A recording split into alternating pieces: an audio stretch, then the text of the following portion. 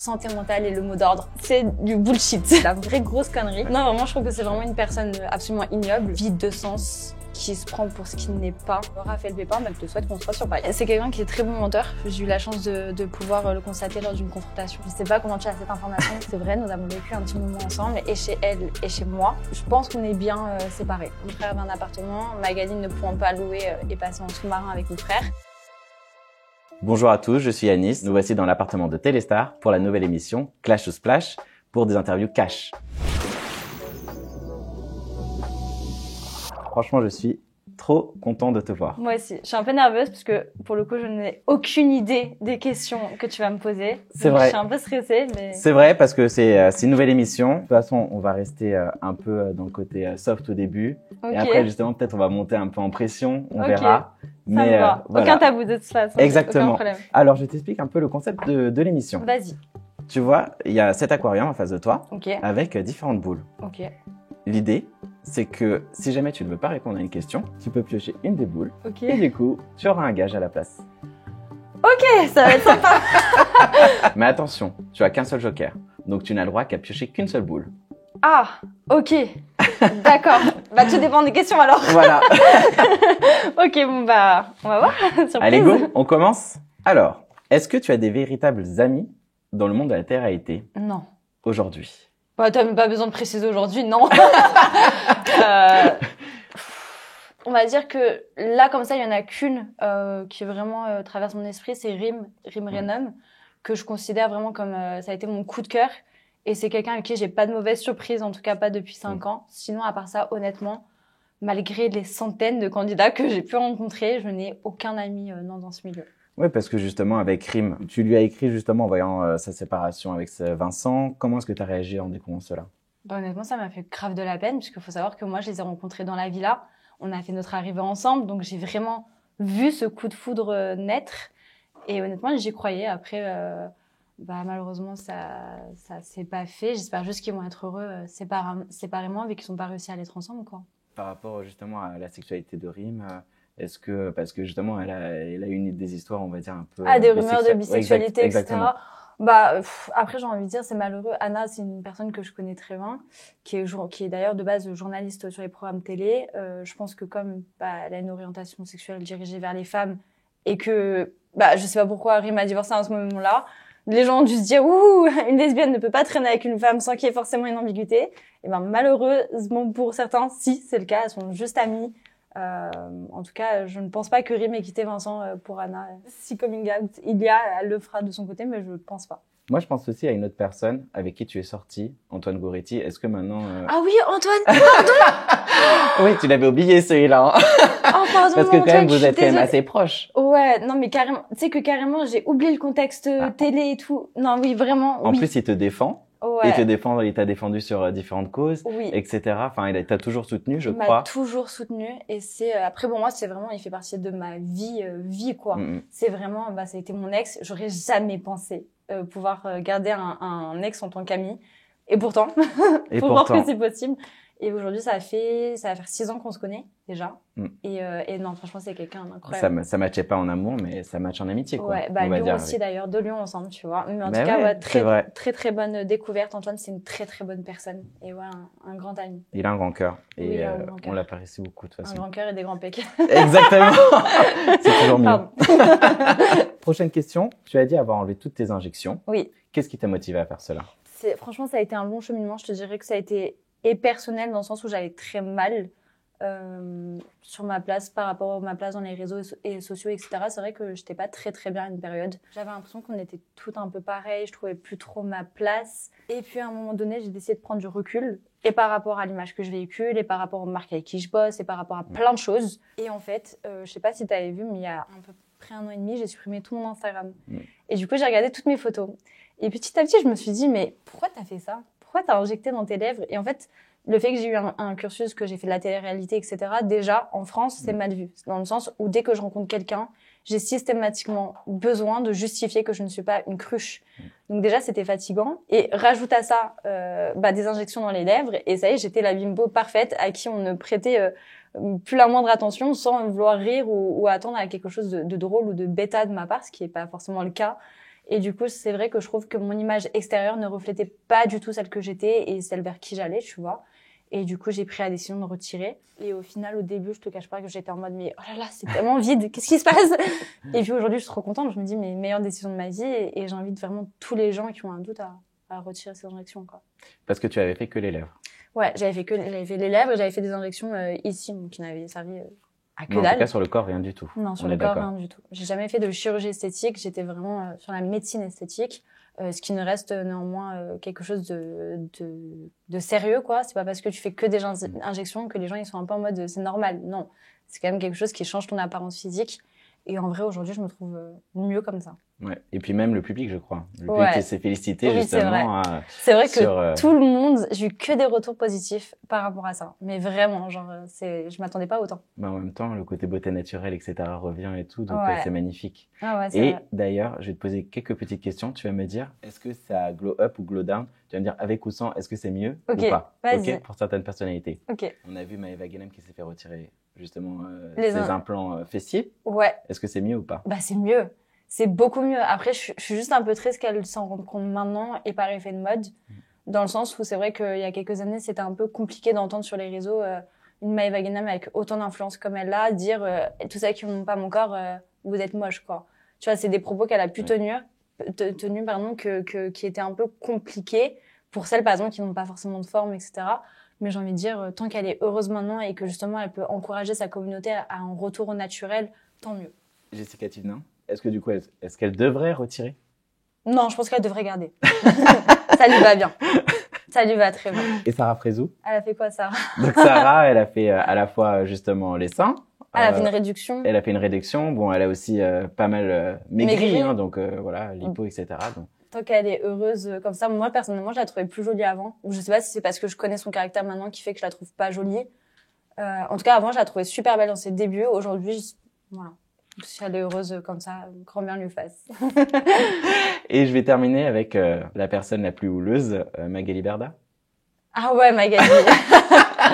Magali, c'est chirurgie. Non, franchement, je trouve que ça lui va bien. En tout cas, pour son âge, je pense elle l'a pas fait dans un but de réseaux sociaux. Je pense que c'est juste justement une femme d'un certain âge qui a quand même porté la vie.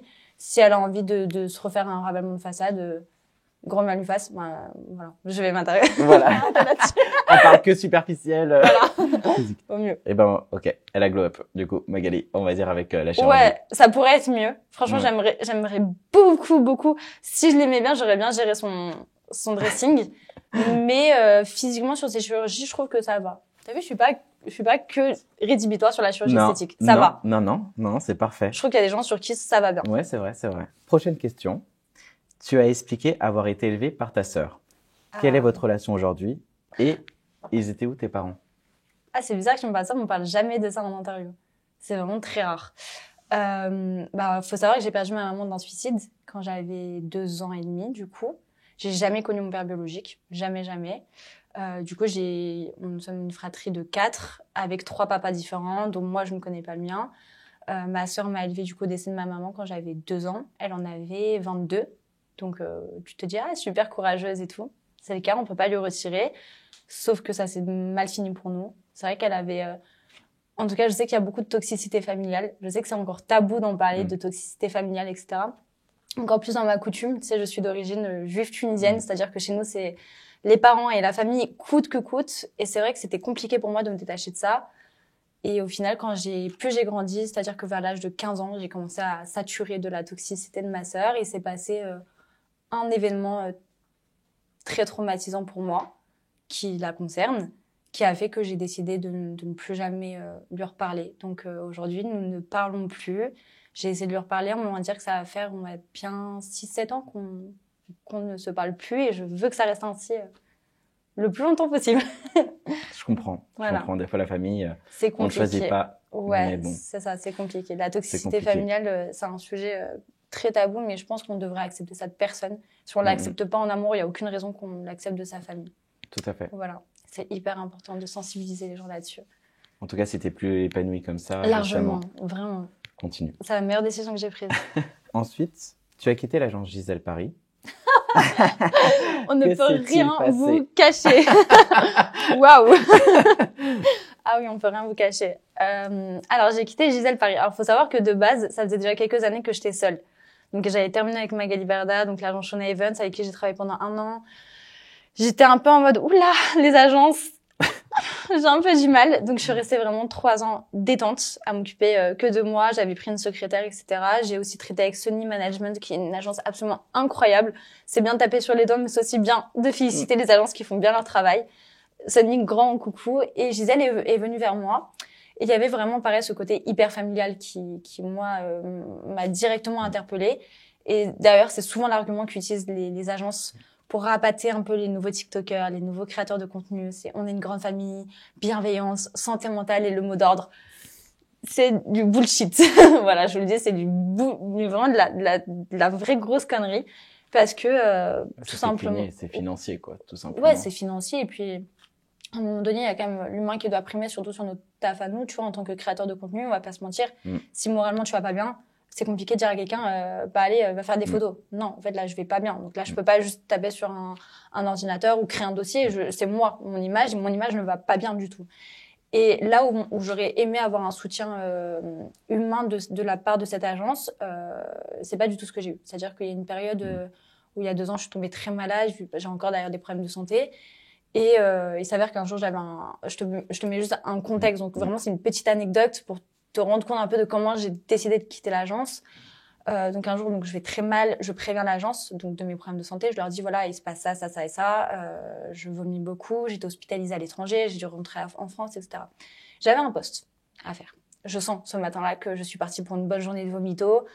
Je sens que voilà, la story avec le vomi, ça va pas être hyper vendeur. Donc je décide de contacter la marque et leur dire voilà, je suis désolée. Voici mon dossier médical. Aujourd'hui, ça va vraiment pas. Ils m'ont dit mais Natania, il y a aucun problème. Prends tout ton temps. Je contacte Gisèle pour leur tenir au courant. Et je reçois un appel qui me dit mais je comprends pas, c'est quoi le problème et tout. Je lui dis bah le problème c'est que j'arrête pas de vomir en fait, je me sens vraiment trop mal, j'ai hyper mal au ventre et tout.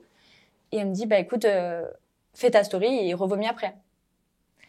Et tu vois, c'est ce genre, cool. voilà, c'est ce genre de contexte-là, multiplié à plusieurs problèmes de paiement, multiplié à des petits problèmes de transparence, tu vois, plein de petits trucs comme ça qui n'allaient pas. Et le jour où j'ai décidé de quitter l'agence, et ben, j'ai vu un tout autre visage des gens avec qui je partageais, ma vie depuis 1 an. Et du coup, ils m'ont pas payé. Alors, si vous passez par là, pouvez-vous me payer au lieu de faire des vacances de groupe, s'il vous plaît? Ça va être comme Maëva Guénem avec Magali Berda. Non, moi, le message est passé, en tout cas. Voilà, le message passe là. Après, c'est vrai que Ouais. là, ça fait 1 an l'histoire, j'en ai jamais parlé sur les réseaux. Je sais que je connais un peu le fonctionnement maintenant de l'influence pour savoir que ce genre de comportement va forcément aller à leur perte. Donc, je n'ai même pas pris la peine de m'attarder à en parler en story. Juste, du coup, si vous passez là, oui, payez-moi, ce serait cool. Mais sinon, voilà, j'ai quitté l'agence et honnêtement, depuis que j'ai quitté, même moralement, je vais beaucoup, beaucoup mieux. Du coup, maintenant, question financière, est-ce que tu étais mieux payée quand tu étais chez Gisèle que maintenant? Non, je suis mieux payée toute seule. C'est vrai? Ouais, je suis largement mieux payée toute seule. Parce que tu fais tes collabs toute seule, etc. Parce que je fais mes collabs toute seule, parce que, tu vois, même en termes d'agence, en moment, il y a des contrats de non-exclusivité, que moi, en tout cas, je fais signer. C'est-à-dire que les marques que je ramène, sachant que ça fait quand même 8 ans que je suis dans le métier, j'ai pas forcément envie que toutes les marques avec qui je bosse soient redirigées vers d'autres talents que je connais ni d'Adam ni d'Eve, qui vont être préconisés sur d'autres trucs. Donc, moi, maintenant, je me porte mieux, j'ai mes contrats, c'est 1000 fois mieux géré, j'ai surtout pas de problème de santé mentale, de rabaissement ou de choses comme ça. Ok. Donc, c'est plus facile. Et puis même, c'est quand même plus facile de taffer quand tu sais que tu vas être payé, Ouais, quoi. Oui, exactement. Non, mais parfait. Trop bien. Et alors, dans ces cas-là, est-ce que tu peux nous indiquer à peu près le montant rémunération que tu te fais justement par mois à l'heure actuelle? Franchement. Je sais que ça dépend des mois. Ouais, ça varie. Une tranche? Ouais, une tranche, ouais. Je te dirais entre 5 et 10. Ok, parfait. Voilà. Bon, c'est bien. Entre 5 et 10. Merci. Ce qui n'était pas le cas avec Gisèle. Hein. Oui, c'est ce que je comprends.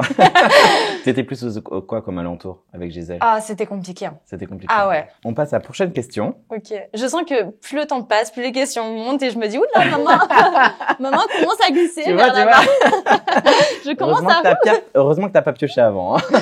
Tu as accusé Raphaël Pépin et Aurélie Dautremont de t'avoir harcelé dans Les Anges. Ouais.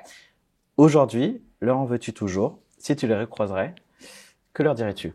Aurélie, j'aime beaucoup cette fille. Elle s'est même excusée. C'est vrai que j'en ai jamais parlé publiquement, donc au moins que tout le monde puisse être au courant. Voilà, Aurélie s'est excusée, on a eu un petit échange. C'est une fille, encore une fois, c'est les mêmes propos que j'ai tenus d'ailleurs dans ces bureaux-là il y a quelques années, où je disais justement, j'ai pas d'animosité envers cette fille parce que je suis persuadée que c'est quelqu'un qui est tellement en souffrance qu'elle en fait du mal aux autres. Mais je pense pas que ce soit quelqu'un qui est foncièrement mauvaise, à la différence de Raphaël Pépin. Écoute, je l'invite à le croiser. J'ai hâte de le croiser, carrément. J'aimerais beaucoup le croiser. Vu que récemment, il a parlé de ma maman sur TikTok en disant une vulgarité sur une personne qui est décédée, j'ai hâte de le croiser pour qu'il puisse me dire ces mêmes paroles en face et qu'on s'amuse tous les deux, ça va être marrant. J'ai hâte. Ouais. Non, vraiment, je trouve que c'est vraiment une personne absolument ignoble, vide de sens, qui se prend pour ce qu'il n'est pas. Je trouve qu'il est vide, aussi bien intérieurement qu'extérieurement, et qu'aujourd'hui, c'est malheureux qu'à 40 et quelques années, je sais pas il a quel âge ce monsieur, mais de faire des TikTok pour rabaisser les gens et avoir du buzz. Enfin, refais quelque chose de ta vie, tu vois, il est pas trop tard, quoi. Rebondis. Mais vraiment, ne rebondis pas en saccageant ton image plus qu'elle ne l'est déjà, quoi. De toute façon, en même temps. J'ai pas pris la boule. Non, c'est vrai, c'est pas mal. Donc voilà. Donc Aurélie, je lui souhaite beaucoup de bonheur. Vraiment, c'est une fille à qui je souhaite beaucoup, beaucoup de bonheur. J'ai l'impression qu'elle a l'air de s'apaiser. Raphaël Pépin, je te souhaite qu'on se croise sur Paris. Voilà, j'ai hâte. J'ai hâte que nous nous croisions. Ouais. De toute façon, en même temps, dans le milieu, il y en a beaucoup, c'est un peu vide, de toute façon. Comme j'allais dire, là, oui, mais c'est vrai que d'aller franchir le cap de 6 ans, parce que ça fait quand même 6 ans, les anges, hein. C'est vrai. 6 ans plus tard, continuer à m'insulter, je vois qu'il y a quand même une animosité profonde. Et je me dis, ah oui, c'est vraiment profond, quoi. Ouais. J'ai pas de grand chose à dire à part qu'il me fait beaucoup de peine, ce garçon. Vraiment. Je lui souhaite de guérir et d'aller consulter quelqu'un pour régler ce qu'il a réglé avec lui-même. On va revenir un peu sur une période compliquée. Tu as connu une grosse période de dépression. Ouais. Justement. Qu'est-ce qui t'a fait sombrer et comment t'en es-tu sortie? J'ai une petite moment de pause de est-ce que je prends la boule ou pas? Qu'est-ce qui a fait que j'allais très mal? Honnêtement, je pense que c'est une accumulation de beaucoup de choses. On va pas se mentir, tu vois, j'ai commencé à la télé, j'avais 19 ans, toute jeune, je sortais de foyer, tu vois, donc à la différence de ce que les gens peuvent imaginer, j'ai pas du tout une vie tranquille, j'étais en foyer avec tout ce que ça comporte, même pas 2 ans avant la célébrité. Ensuite, t'es plongé dans ce monde où t'es lancé en pâturage à tous les critiques. À côté de ça, t'as aucun entourage, donc tu grandis là comme ça. J'ai eu, comme je te l'ai dit, beaucoup de toxicité familiale, de gens qui sont venus un peu prendre ce qu'il y avait à prendre, qui m'ont fait beaucoup de mal. Et puis un matin, je pensais avoir trouvé une personne incroyable qui allait un peu devenir l'ange qui allait me protéger. Il s'avère que l'ange était un petit diable et qui m'a fait beaucoup, beaucoup de mal. Et ça a été un peu la dégringolade. Je saurais pas comment t'expliquer. Je me suis réveillée un matin et pour la première fois de ma vie, je n'avais plus envie d'être là. Et ça m'est jamais arrivé. Et c'était vraiment le choc de me dire, bordel, genre j'ai connu la faim, j'ai connu les coups, j'ai connu la violence, j'ai connu le froid, j'ai tout connu. J'allais bien, j'avais encore envie d'aller de l'avant. Et là, plus envie du tout de rien. Je n'avais plus envie de manger, je n'avais plus envie de dormir, je n'avais plus envie de rien. Et comment je m'en suis sortie? Très bonne question. Je pense qu'il faut se forcer, en fait.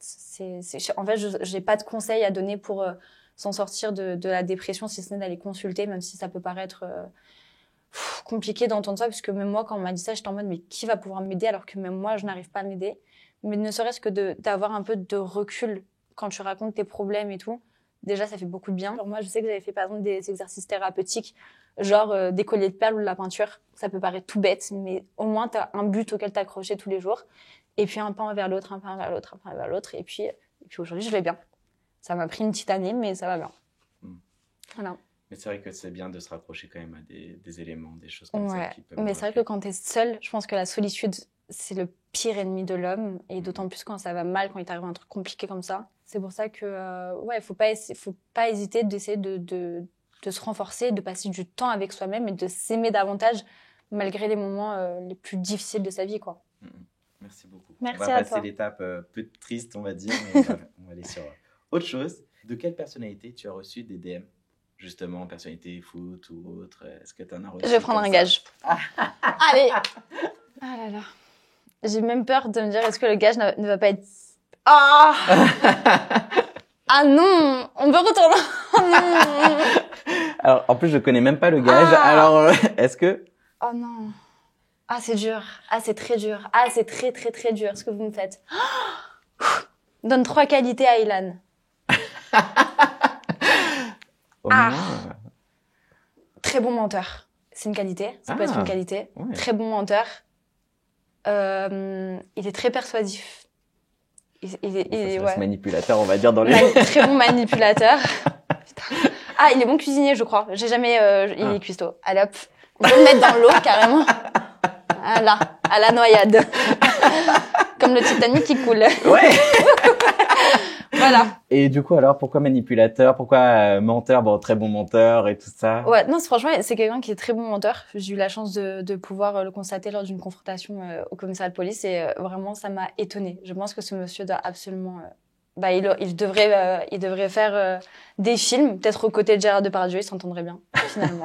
Je crois qu'il a plusieurs affaires en plus en cours. Ouais, mais d'ailleurs, même moi, il s'est, il me semble, qualifié de affaire classée sans suite, ce qui est pas du tout le cas. D'ailleurs, pareil, je n'ai jamais rebondi là-dessus, puisque vu que j'estime avoir eu ma victoire personnelle, en gros, ça s'appelle un délit non catégorisé. C'est donc ce que le juge a décrété. Donc, il n'a pas du tout gagné le procès. C'est juste que le délit qu'il a commis ne rentre dans aucune case. Donc, ça reste un délit non catégorisé. Donc, voilà ce qu'il a eu. Parce que pour rappel de l'histoire, il s'était à côté de toi dans le lit, c'est ça? Exactement, ouais, c'est ça.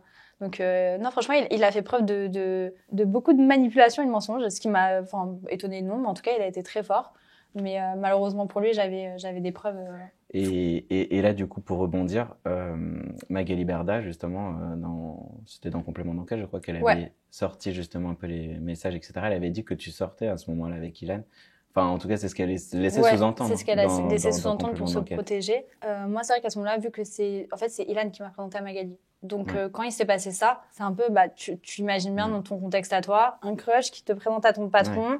Et en fait, le crush, il se passe ça, et t'es un peu en mode, ok, du coup, dans quelle position je suis? Le temps est passé, Magali a été mise au courant de l'histoire. D'ailleurs, juste avant notre plateau de TPMP, j'étais avec Antoine. Heureusement, mon ange gardien qui est tout le temps là. C'est devenu mon avocat. A été présent lorsque Magali a avoué effectivement ne pas avoir pris en considération tout ce que je lui avais dit et qu'elle était à ce moment-là trop occupée sur l'agence qui était en pleine ascension. Malheureusement, ça reste néanmoins un problème, d'autant plus que cette personne a quand même sévi lors de tournages de télé-réalité où Magali travaille.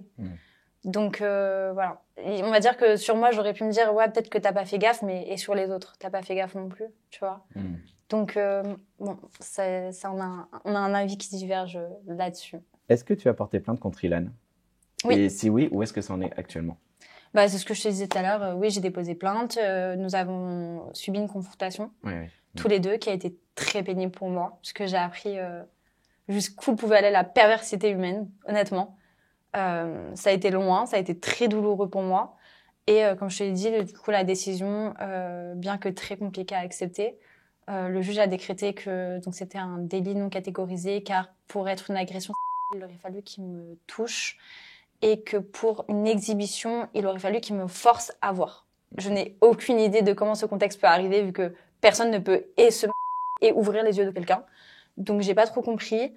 Je lui ai parlé, donc j'ai même demandé, mais du coup, si demain je suis dans le métro et qu'un homme se masturbait, est-ce que je peux quand même aller déposer plainte, ou est-ce que ça sera pareil, suivi sans suite? Donc, c'est encore un sujet, je pense, qui est compliqué en France.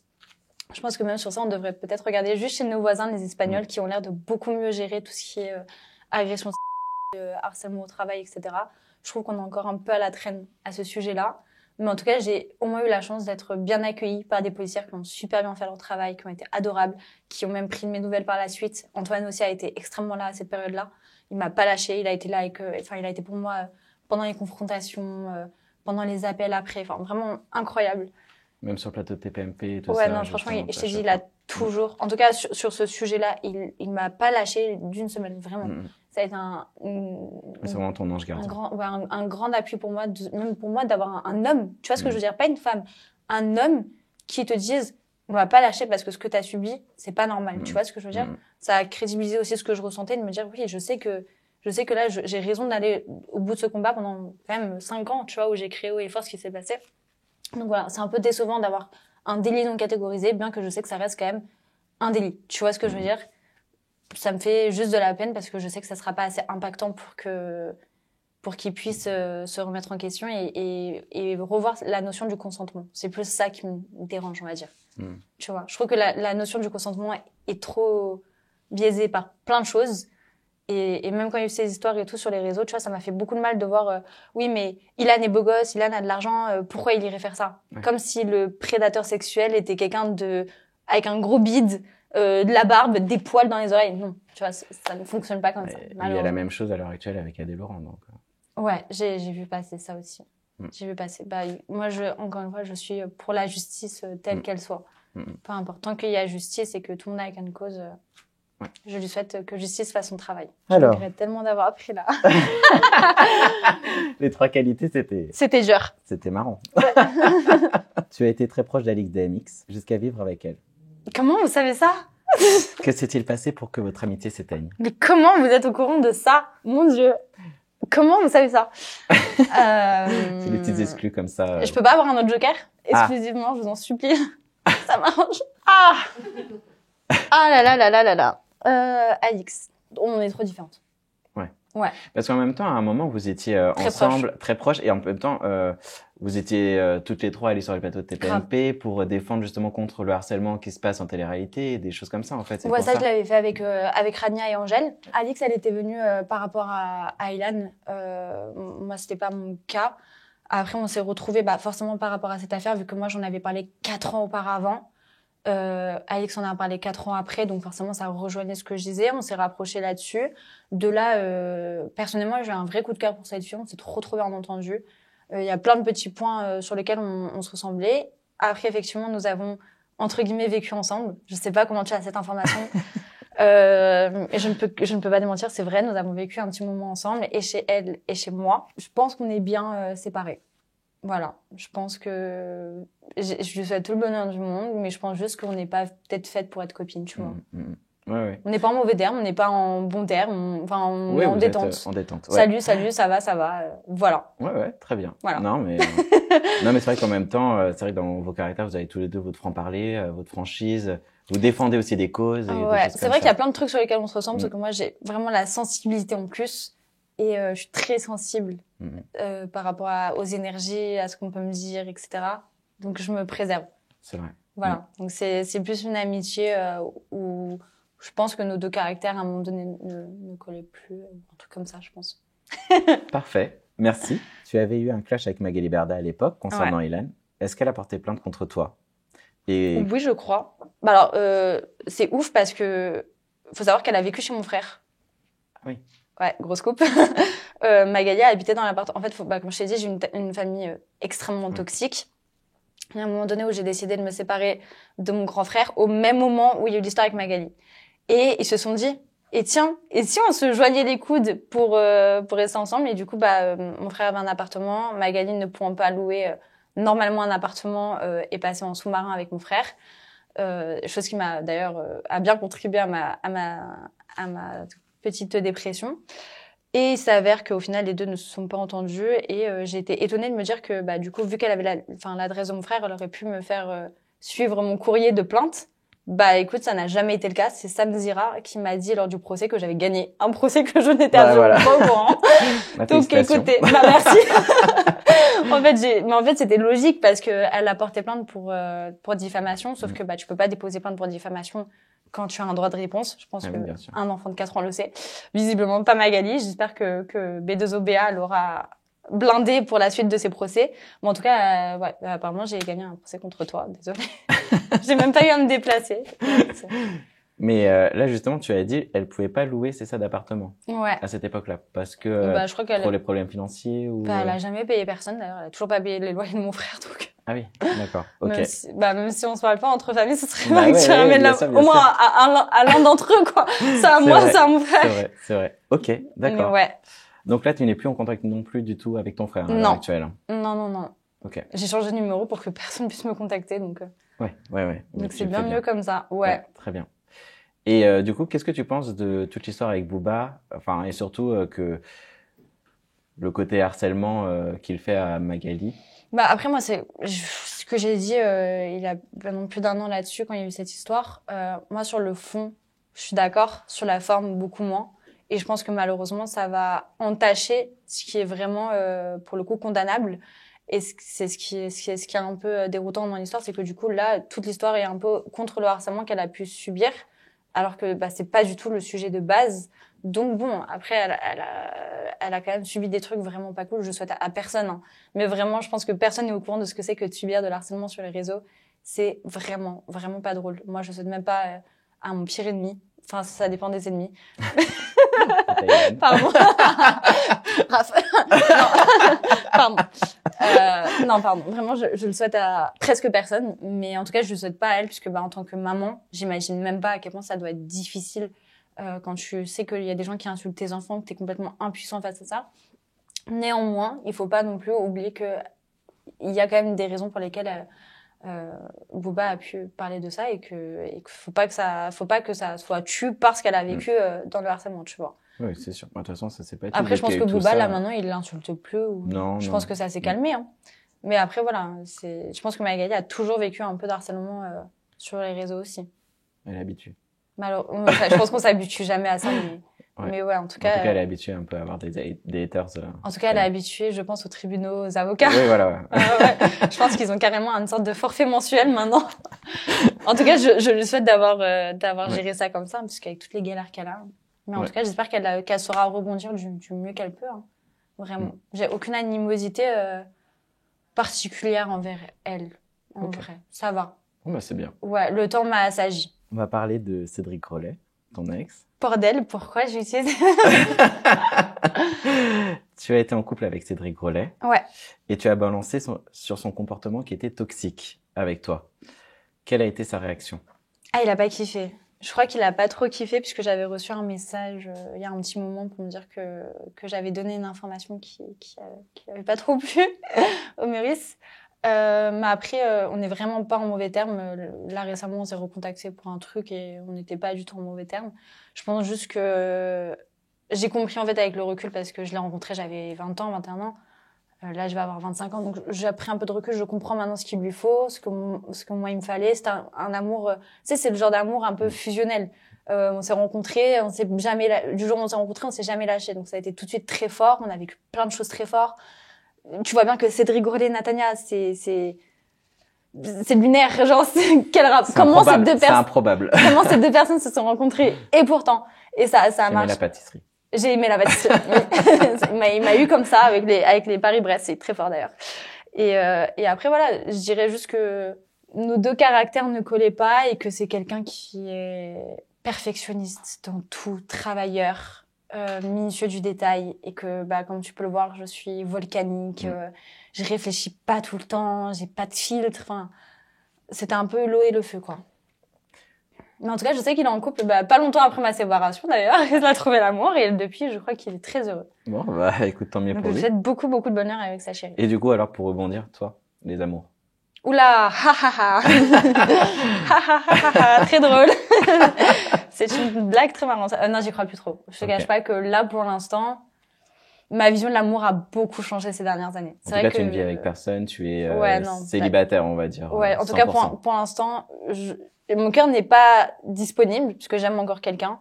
Mais je crois plus trop en la vision du mariage, enfant, deux personnes se rencontrent et restent fidèles jusqu'à la fin des temps. Voilà. J'ai bien évolué, je suis sortie du conte Disney, j'ai bien compris que ça ne marche pas tout le temps comme ça. Ouais, peut-être surtout sur Paris. Je sens qu'il y a un petit registre de... Ouais, je vois de quoi tu parles. C'est compliqué quand même. Ouais, c'est compliqué. Ouais. Donc pour l'instant, je suis encore brisée, on va dire. Ouais, je comprends. Il faut le temps de se reconstruire. C'est ça va prendre un peu de temps. Prochaine question. Tu avais dit sur l'émission Aja de Samzira que tu ne parlais plus à Adixia car elle s'était mise en couple avec Simon, alors que c'était ton ex. Tu avais également dit que ce dernier t'avait mal parlé. Aujourd'hui, quelles sont vos relations? Que penses-tu d'eux? Alors, Simon ex, non, c'était un grand mot, mais genre en gros, bon, t'as compris, j'ai dit à ma copine, bon, il part en tournage, tiens-moi au courant de ce qui se passe et tout. Écoute, je les ai recroisés les deux. À pas longtemps d'intervalle en plus. Écoute, Adixia, on s'est parlé, elle m'a dit « Oh, je suis désolée, pardon, nanana, mais t'as compris, j'étais dans mon truc d'amour et tout. » Je lui ai dit « de toute façon, maintenant t'es mariée, je suis trop contente pour toi, on s'est fait la bise, trop contente. » Simon, je l'ai recroisé en soirée. pareil, je lui ai dit, écoute, pas d'animosité envers toi, juste ce serait bien que tu assumes un peu ce que tu fais. Et je crois que l'alcool a fait que j'ai pas trop compris ce qu'il m'a dit. Donc je crois qu'on est juste en bon terme.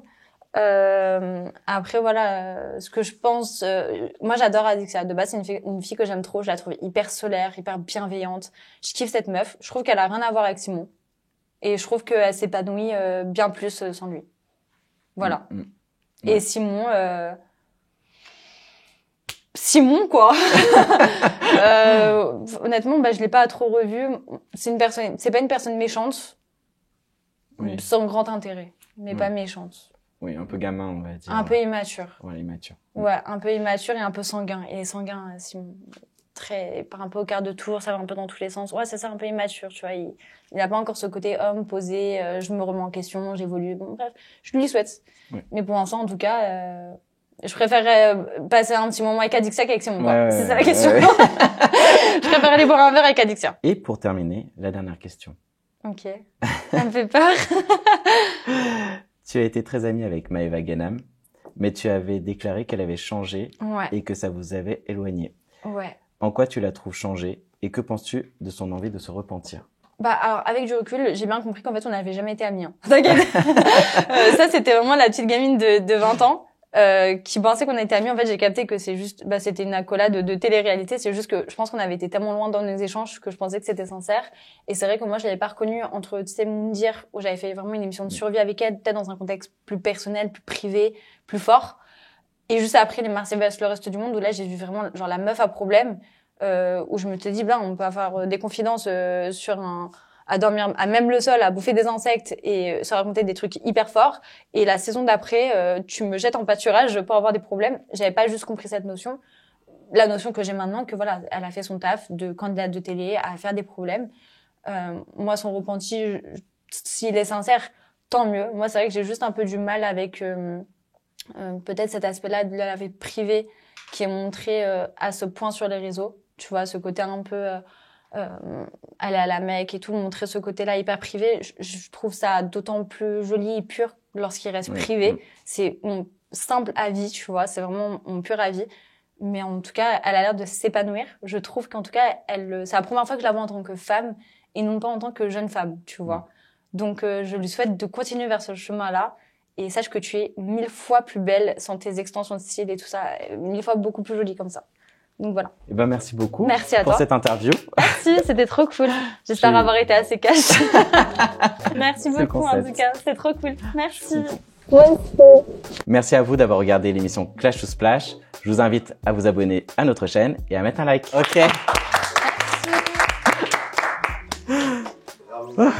C'était très cool. T'as aimé? C'était très cool. Je suis trop content.